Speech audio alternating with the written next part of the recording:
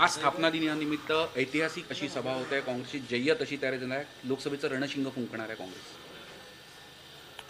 तयारी बघून सगळ्यांना माहीतच झालेलं आहे आणि गेली 10-12 दिवस आम्ही सगळे कार्यकर्ते पदाधिकारी ही सभा यशस्वी होण्यासाठी काम करतो आणि मला वाटतं की नागपुरातील हा स्थापना दिवस अनेकांच्या स्मरणात राहील असा हा स्थापना दिवस असेल असा मला विश्वास आहे.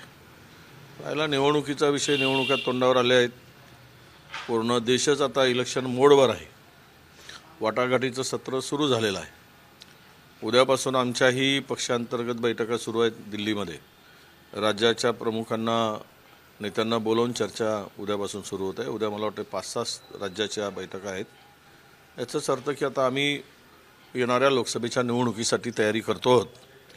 आणि आज विदर्भामध्ये हा स्थापना दिवस साजरा होतो आहे आणि विदर्भामध्ये काँग्रेसला प्रचंड असं वातावरण, पोषक वातावरण आहे आणि विदर्भातून काँग्रेसला भक्कम साथ मिळेल असा पूर्णतः विश्वास आहे. आमचीही काही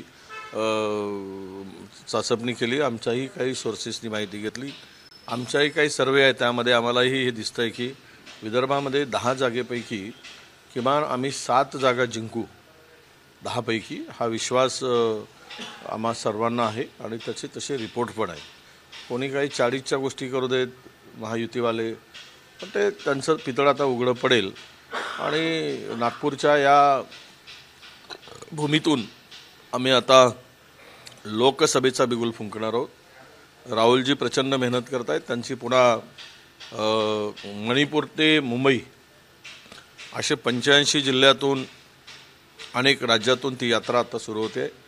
ती यात्रा जरी बसनी असली तरी त्यामध्ये अनेक गावातून प्रवास हा पायी होणार आहे आणि अनेक ठिकाणी सभाही होणार आहेत.